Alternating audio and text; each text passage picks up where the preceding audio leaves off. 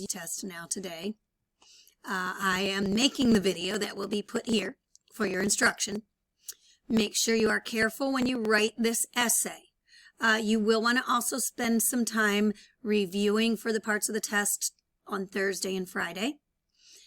This assignment will be graded for the writing as well as what you put in on social studies. So now I asked you to be planning. Now I will go through this with you really quickly, just to remind you of some things. Your essay needs to be about whether fifth graders should learn about the American Revolution. Your first sentence should only answer that question, and it should mostly have the words of that question. So really, your first sentence will either say fifth graders should learn about the American Revolution.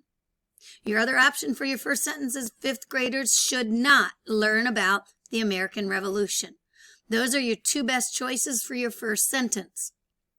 If you use the word because in your first sentence, if you begin to give reasons, you immediately miss this point. A topic sentence must only talk about the topic itself, not start in on supporting details.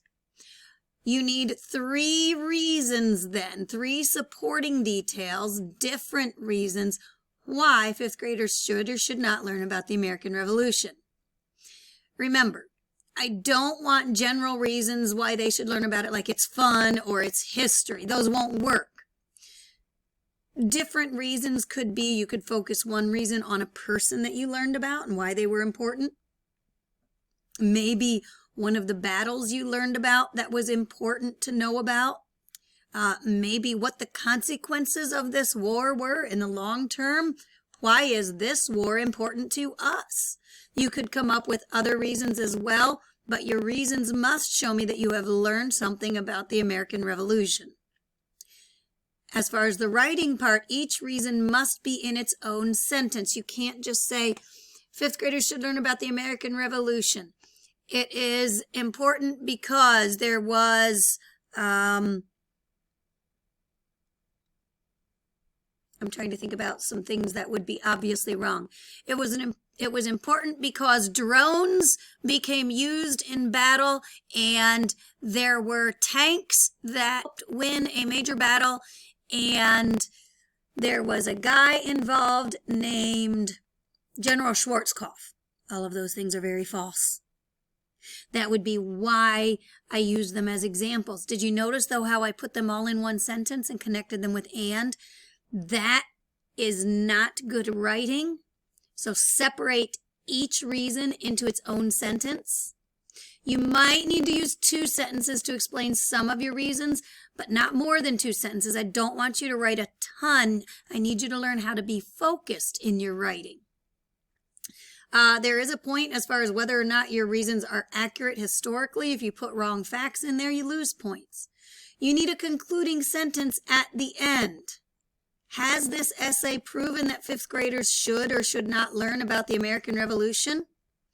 Don't start with that's why. Say, this proves fifth graders should learn about the American Revolution, or fifth graders should not learn about the American Revolution, or these details prove, and then restate what they prove.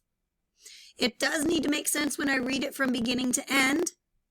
And one way that you make sure it makes sense is you use prepositions to start 2 of the sentences at least. Use the punctuation that we learned to use with prepositions. But that will help it to flow better. Those are transitions that make your essay hang together. Make sure that you use correct capitalization. Names of places and people should be capitalized. I don't expect you to spell everything correctly, but if you're talking about a battle name, a river name, a person name, you must capitalize them or you will miss points. You should definitely use correct punctuation, especially to show that you realize where one sentence ends and the next sentence begins. This essay will be on its own separate piece of paper. If you want to print this checklist out to help yourself check it off as you go, that's fine. You do not have to. Just write your essay off. Actually, not on a separate piece of paper. Write it off in the next blank pages in your booklet. So this is at the end of your social studies. Oh, no, silly me. I don't want it in the booklet. I just realized why. Put it on a separate piece of paper. If you were confused, let me be clear. This essay needs to go on its own piece of notebook paper. Why would I not want it in the booklet? Because I don't want you looking back in the booklet to pick up information. Duh, me. Okay. Please take your time and do your very best on this essay. Thank you.